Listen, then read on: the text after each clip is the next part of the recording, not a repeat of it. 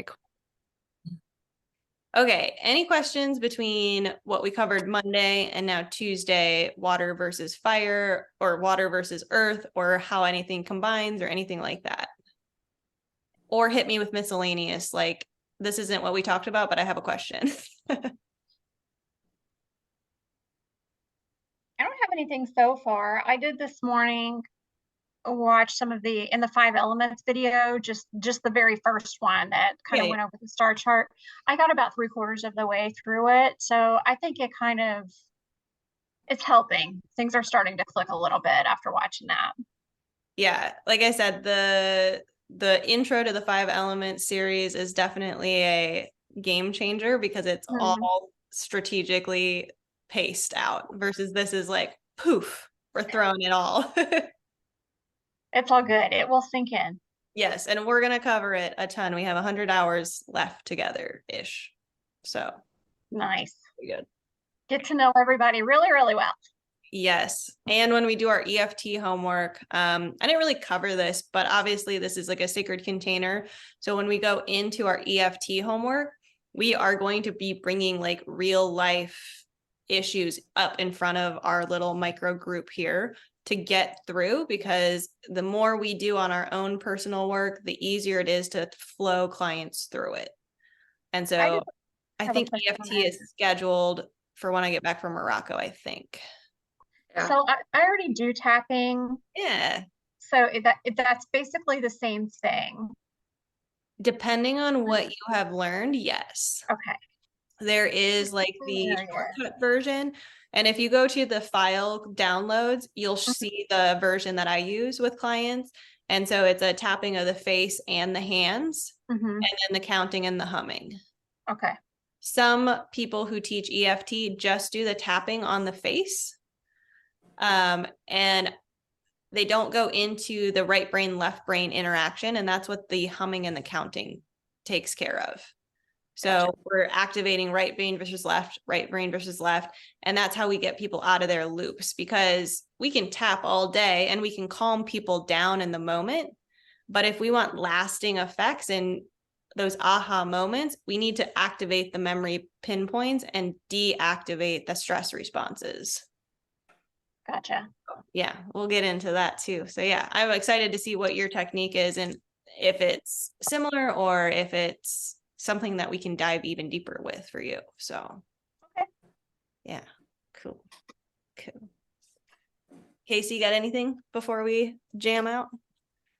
Nope. I've been sitting and staring at this poster like anytime I'm home. I'm barely home right now, but like just staring at it like has really helped me. Like each time, like each new element, I'm like, oh, okay, I got this. So like I'm already like geared up for like what you're gonna teach us with fire now. So I'm like, I get how that interacts, and I'm excited. Yes. And I will plant this little foreshadowing. I'm a like curiosity brainstormer. So because each of you guys have different lineages of training. So Melissa, you have your Reiki training. Casey, you have your Vinyasa training. So as you move through the Thai training, think about how you would incorporate your specific modality into the training, because part of running a successful business, and we're going to cut this way at the end of our training, is to make it unique to you so that clients feel the value of it again, and it's not just a massage. And so like, yes, I'm giving you the container for that already, but what makes you different than me? What would go, you know what, now I can teach this class and also add something to it. Mm-hmm. Because that's one of my biggest pet peeves is teachers in their ego space, like, my students can't teach, they don't have the hours, they don't have this, whatever. I have like 20 different trainings. If any of my teachers would be like, you don't have the authority to teach this, I would be like, because of who? Like, you don't have my training. I don't have your specific trainings. Like, it's crap. So I want you to get in the mindset already of, ooh, you know what? I could incorporate some Reiki into this specific portion of session. Or Casey, you're going to be like predominantly a little bit more aligned with my style just because we have the yoga background, but you're still going to do it different than I do. So just keep that in mind as like massive foreshadowing when you start making your business plan of how you want to incorporate this into your life, because you made an investment to be here. So we don't want to waste that investment. We want to make sure you're utilizing it. Yeah. I can already, so I was planning some of my upcoming sessions this morning and afternoon, and I'm already noticing, I was like, wow, I incorporate a lot of moves that touch on specifically like water. I'm like, I wonder if that's because I just prefer those because I need that attention there, and like was connecting those dots, and was even thinking, okay, well, how can I challenge myself, and how can I play and listen to what I've been told by my other clients, and can already start like integrating things. I'm like, that could help them if they're feeling stuck. This could help them if they're feeling overwhelmed. I love that. I love that. And Melissa, I know with the Reiki, the chakra system, so if you start hearing the language, you might even already be like, oh, I can specifically work on that chakra for the Reiki formatting and things like that. So that could be really cool. So Yeah, and I think too, I think once you're really kind of into the moment, I think you can feel that energy, like exactly where they're stuck before they even, sometimes they don't want to tell you anything. But I yeah, work with a lot of hospice people, so they're stuck in different ways and they don't always verbalize it. They're just ending their life, but I think you can definitely sense it. yeah. And then you can give them a little ping, like, hey, Yeah. I'm noticing that your second chakra is feeling a little wah wah. Are you feeling X, Y, and Z? Mhm. Like a little bit of enlightenment before they leave this space. Right. Okay, well, let's do puja. I think I want to start doing puja at the beginning, at the end of every class, just as a nice like opening and grounding. And then you start hearing the language over and over and over. And I encourage you to make it your own as well. Like this is just how I speak when I do mine, but it is not the only way. The idea behind puja is that you are sending a good thought to your client, essentially. And so I incorporate not only just a simple puja, because that's how I was taught, like send love to your client, done. And then I was still having like massive issues of my wrists were hurting because I'm trying to hold client success too much, or I'm starting to feel really sick because I'm taking on their energy. So if we actually create that portion of our practice where we are bringing that ring of light in, or however it is that you clear your space, could be different than mine.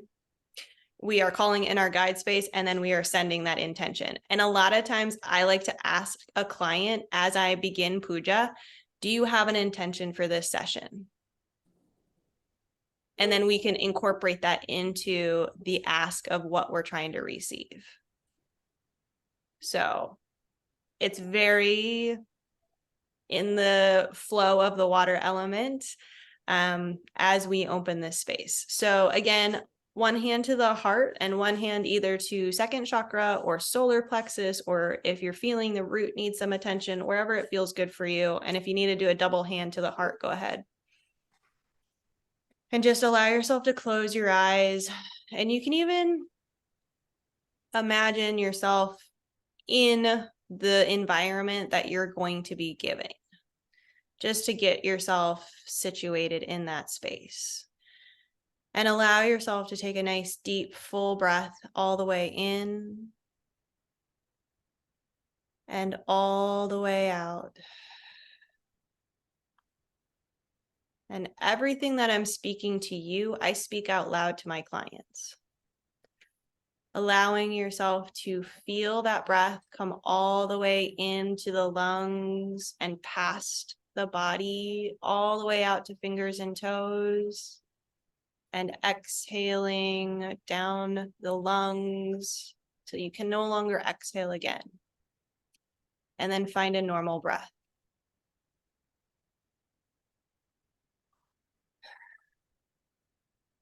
And if you need to allow yourself to just sigh out that next breath, feel free. Whatever you're holding on to, allow it to bubble to the surface. Allow it to come to the forefront of your thought. And allow yourself to just be here, noticing how you feel. And as you're noticing how you feel, Allow yourself to imagine a golden light coming into the body. Maybe it's through the top of the head or through the belly or through the bottoms of the feet. Allow that light to come into the body, finding its way to your solar plexus. And with each and every breath in, that bright golden light glows brighter and brighter. And with each exhale, that light expands out all around you, becoming bigger and bigger, surrounding you above, below, and all the way around. Allowing that light to now extend beyond the body and into the room all around you, into every nook and cranny. And allow this space to be completely cleared of any ill will that has been sent your way, clearing any spirits that are not welcome here. And then extend that light beyond this room to clear the energetic space around your house, around this building, whatever it is. We are creating a protection of love and light and kindness to you. And then I will always ask specifically by name the client. So I would ask Casey and Melissa, do you give me permission to call in your guides today?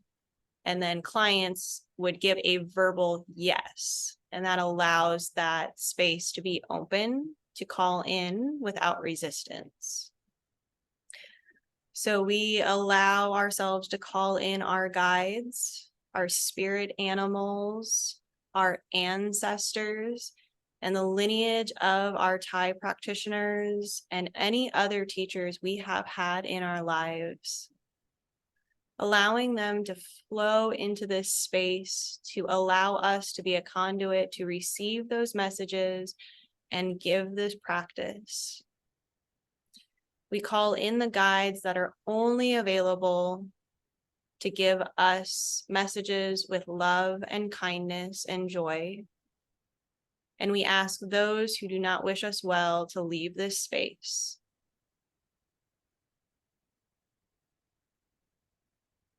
We set the intention to be open to receiving today, to allow a clear mind, and allow the energy channels to be open to letting go of whatever blockages they have today.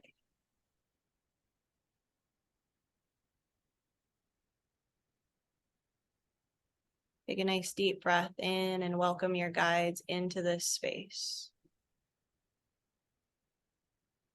Allow yourself to feel the presence of just being fully protected all around you at all times.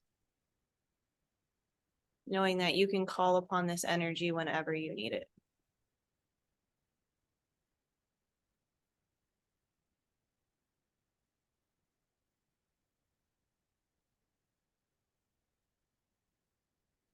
And we're just going to take a couple minutes to pause.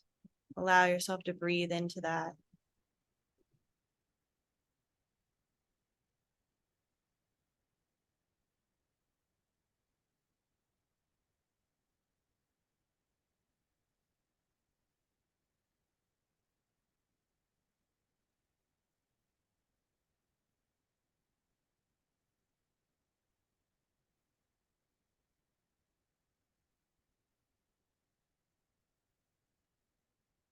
And then when you're ready, just coming back gently, maybe moving fingers and toes, allowing the eyes to little flutter open. And just allow yourself to come back into this space.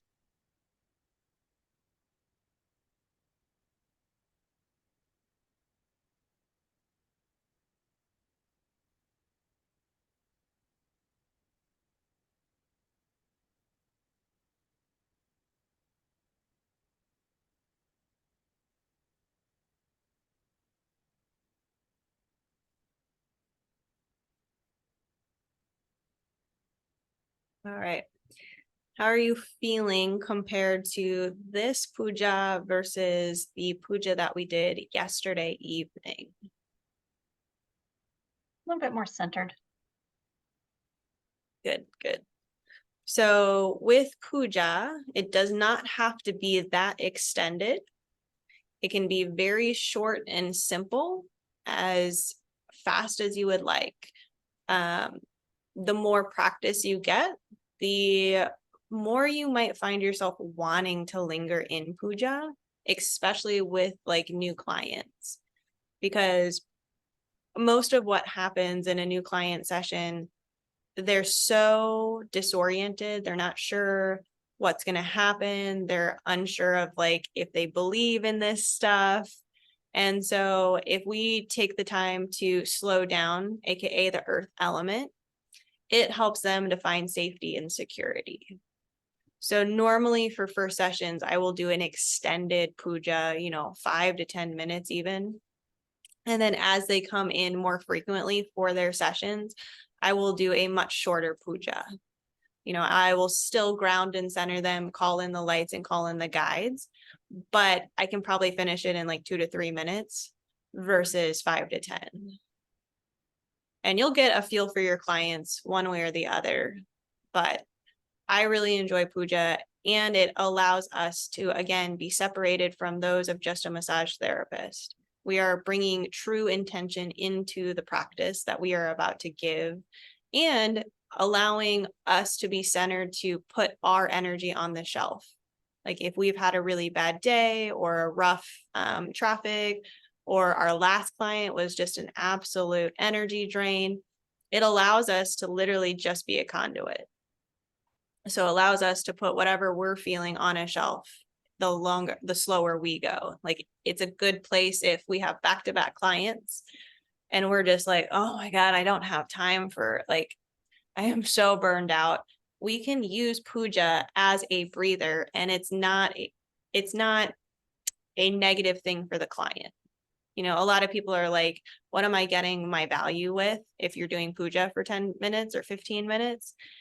But you will notice that you don't attract those types of clients, because they're going to be okay with whatever it is that allows you to be present for them. And so time doesn't matter. I shouldn't say time doesn't matter. I should say, if you have 90 minutes, what you do in that 90 minutes doesn't matter, because you are fully showing up for the client in the capacity that you were meant to. We're not trying to hit specific landmarks. So like if a client wants to talk to me for 30 minutes before their session starts, then they're only going to get 60 minutes of body work, because we are there to show up for exactly what they need in that moment, if that makes sense. Mm-hmm. So that took me a long time to really grasp, because I felt that if they talked to me for 15 minutes, I needed to give them an extra 15 minutes of body work. But in reality, like, this is 90 minutes of time. And if they need that 15 minutes to be grounded and centered before we start the body work, great. Honestly, it's fine, because they're paying to be in your energetic field. And that's where, our time is worth our money, regardless of what we do. And so I think I touched base with that on Casey. Like, her private yoga will be the same price as her Thai massage, because it's not valued based on the service type. It's valued based on the practitioner's time. And when we can start getting people to understand that, then they will see more value in us, period, and all the services that we offer, because they will know that we are working in them in the best capacity for them. I really hate the fact that, like, if someone can't afford a Thai massage, but they can afford, private yoga because it's $50 cheaper, like, you should be able to afford what you need.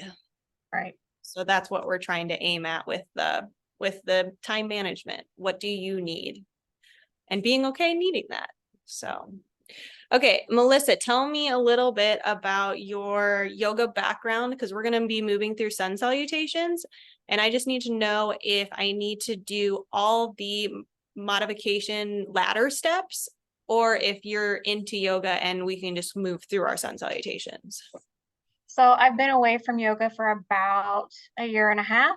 Okay. With that, it was almost weekly that I would go. So probably if you say them out, then I'll know Okay. what I'm doing because I can kind of remember 'em. I'm sure it's like riding a bike. Yes, for sure. I'll go through like a basic ladder drill because I thoroughly enjoy doing that anyways.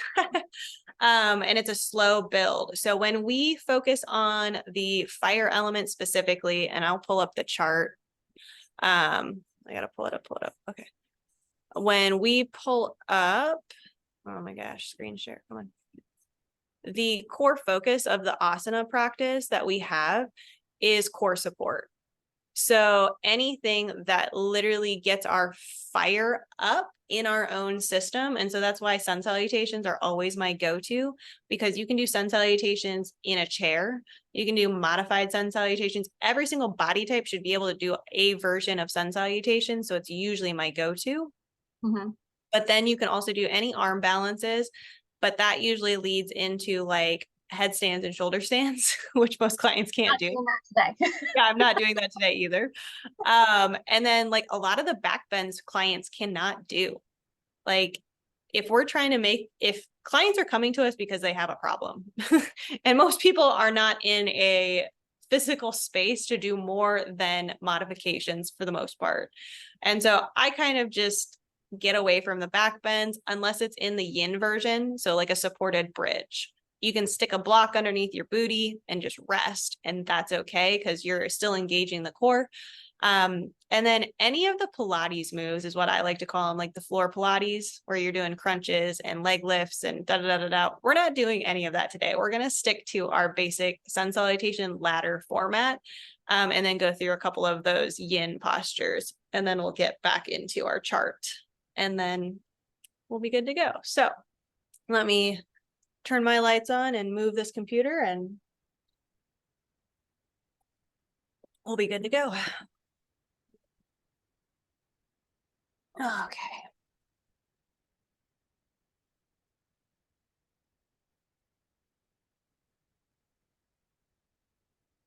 So I would recommend grabbing a block or bolster or a stack of books or a stack of towels or a couch cushion or whatever you might need to use as a block system. But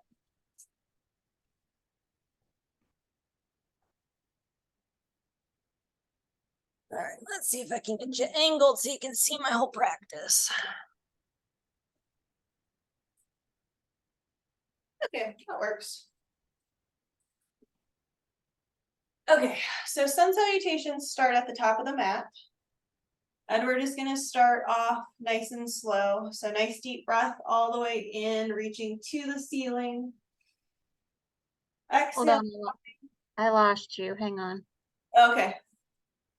Where did you go?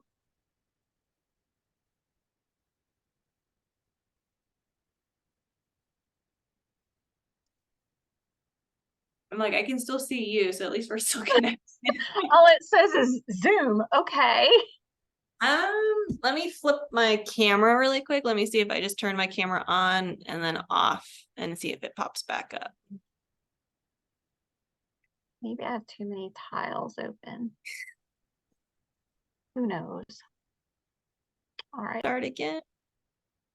Okay. So we're gonna start at the top of the mat. We're gonna take a nice deep full breath all the way in, reaching to the sky.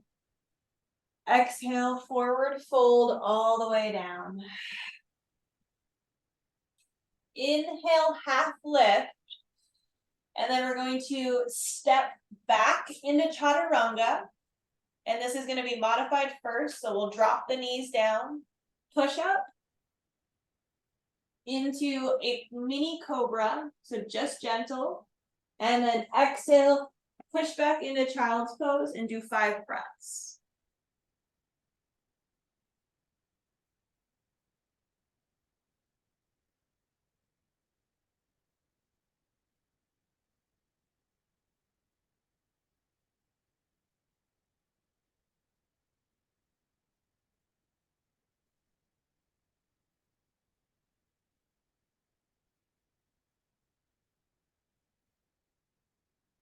Inhale up in the tabletop, curl those toes, find your down dog.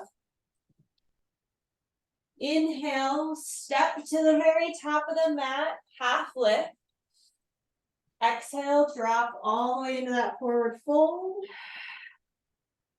Bend the knees, inhale all the way up. Exhale, hands down to the side. So that is the first modification. You can modify the chaturanga to be down on the knees, and then you can also modify the up dog into just a simple baby cobra. And then instead of doing 5 breaths in down dog, you do 5 breaths in child's pose. So that's the first modification. The next one, we'll just go inhale all the way up. Exhale, forward fold. Inhale, half lift. Step back. Keep your push up. Chaturanga. Inhale, just a cobra. So elbows are nice and tight to the sides. We're not in full cobra. And then we'll push back into a quick child's pose. And then we'll have them do down dog for 5 breaths. So the shoulders are away from the ears. The fingertips are pressing down into the earth. I did it again. I didn't show you where the meridians flow. So the meridians flow in the arms. So we're trying to activate the fingertips to activate the arms.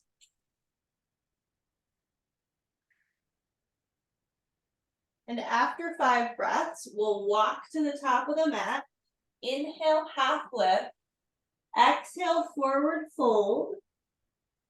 Bend the knees, inhale all the way up. Exhale, hands down to the side. So that one, for the modifications, you still did a full push-up, but we did a baby cobra. And then instead of doing child's pose for the 5 breaths, we did down dog for 5 breaths. So always engaging the core in the down dog. And have them imagine they're pulling up through the root chakra into their solar plexus. And that will engage that like fupa section on us women to really tighten and get everything in the low abdominal section working. Because a lot of times they'll hang out in a down dog and their stomachs are just like loose because they're focused on the down dog portion. Like they're just hanging out. But if you have them pull their hips back, pull up through that root chakra, and if they're not understanding that, try to talk them through like having to hold your urine. So they're squeezing those muscles and pulling them upward towards the solar plexus. And that's the engagement of the abdomen that we want to get, because again, core support is the focus of our asana. Okay, so that was a modification.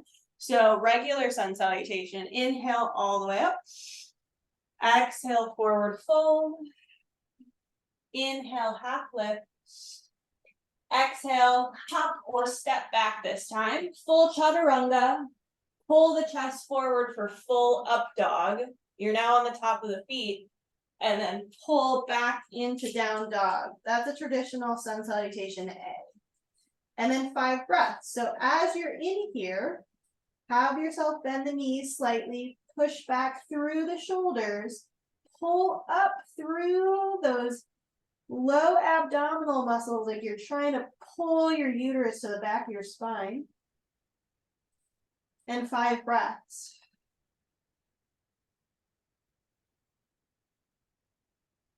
And just notice the fire that is forming as you press those fingers into the earth, pull the uterus or the bladder muscles back into the pelvis. Just notice the difference than if you just completely relax that section of the body. Hopper step forward on the inhale, half lift. Exhale, forward fold. Bend the knees, inhale all the way up. Hands to heart center. And so when we're giving a yang asana posture for fire, I always do 5 sun salutation A's, 5 sun salutation B's. And if they want to go through a ladder format like we just did, that's okay. Or any of the 5 the same. So we'll do sun salutation B with all the modifications that I do. So inhale into chair pose. Exhale, forward fold. Inhale, half lift. Exhale, step or hop back, chaturanga. Inhale, up dog. Exhale, down dog. Inhale, step the right foot through, drop the left knee down. Inhale, arms up. Exhale, hands down, remove the right foot, chaturanga. Inhale, up dog. Exhale, down dog. And if they need to do child's pose, they can.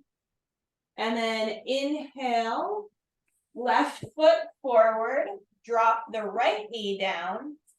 Inhaling, arms all the way up. Exhale, hands down to the feet, remove, chaturanga. And they can do modified with the knees down, up dog, or cobra, pull back to down dog. 5 breaths. And again, you can do child's pose for 5 breaths, doesn't matter. If they're in child's pose, they can still pull that low abdominal space into the back of their pelvis or up towards the back of the spine. Just because they're in a resting posture doesn't mean that they can't engage that same pull of the low abdominals. And especially for our older women clients with incontinence, this type of exercise is going to strengthen the pelvic floor.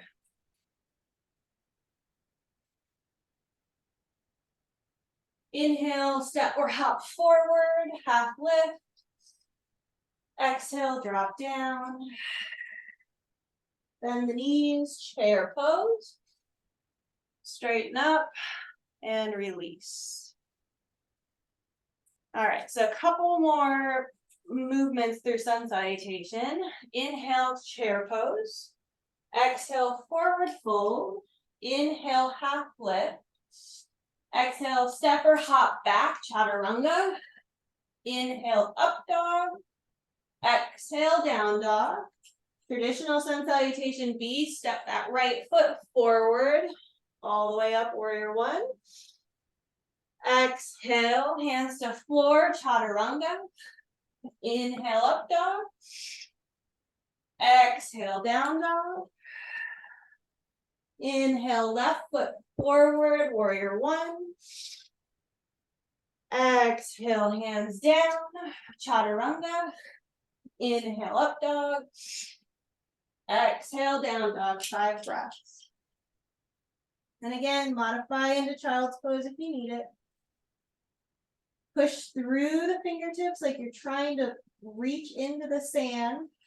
Relax the shoulders away from the ears.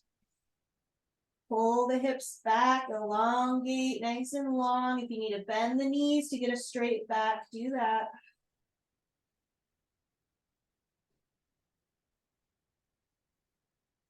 And then hopper step forward, inhale, half lift. Exhale, fold. Bend the knees, inhale all the way up.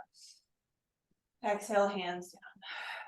So, if you have a client who can't do all of those chaturangas and even the modified chaturangas, you can do it from a seated posture. So I'll just demonstrate. You can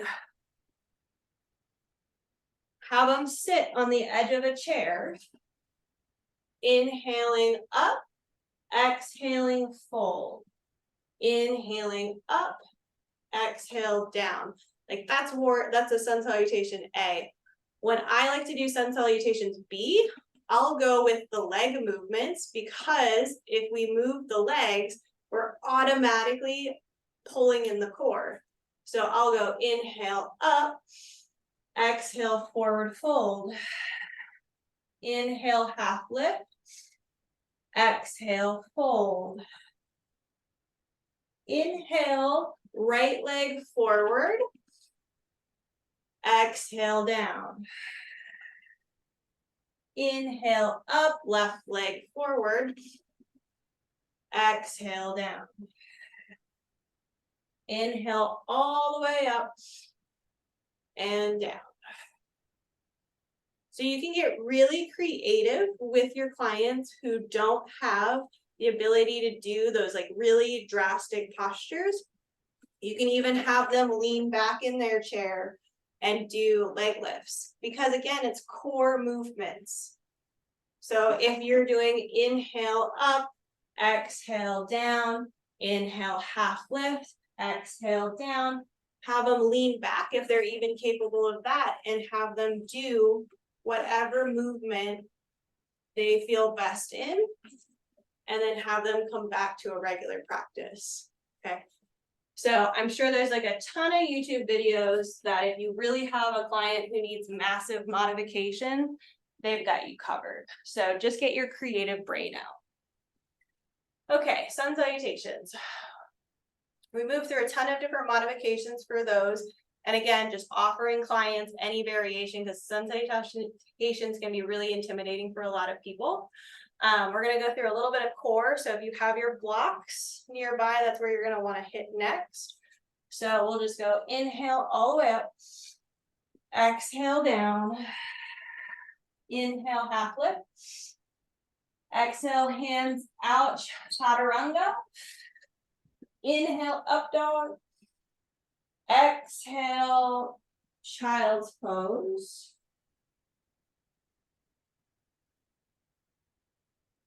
Inhale into tabletop, and this is where you can get your bird dogs in. So you can do right arm, left leg, and hold. If you're working on that core support, you can get into a little bit of like that Pilates stuff like I was talking about. You can do exhale, knee to elbow, inhale, reach, exhale, knee to elbow, reach, and then switch side. Left hand, right leg, and then checking in with them. Like, are they engaging that core? Are they pulling the belly button to the back of the spine as they're holding here? Or are they being weak and it's going to affect their low back? So when we engage the core, we're helping their low back. And then you can elbow to knee, exhale, extend, inhale, exhale, dropping back onto hands and knees. So you can get creative with your core movements. We're going to hit that yin posture really quick. On your butts, we can do bridge in a few different patterns. So the yang version is going to be without any props. So you inhale the glutes up, interlace the fingers, tuck the shoulders under, and have them really press their feet into the earth to the point where they can relax their glutes. Because if you're pushing through the feet and you're not holding yourself up with the glutes, you actually now are engaging the core. You're probably feeling the low back start to engage. And so just play with that, like engage the glutes and push the hips up all the way. And then see if you can relax the glutes and keep your body exactly where it was. Woo! Feeling the bird. And relax it all the way down. Okay, if you're doing a yin style, your block can go any direction. Just pop it underneath that glute and keep them still in alignment. We want to still make sure that they're feeling their toes into the earth.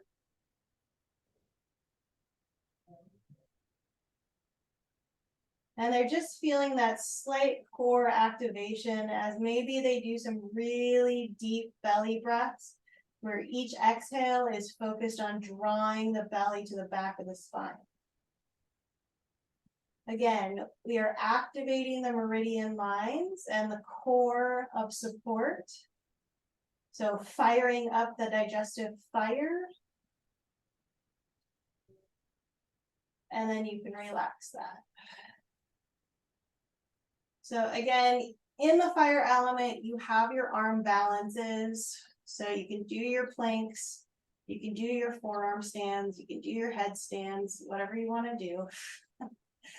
But most clients are not gonna be in that headspace to do that.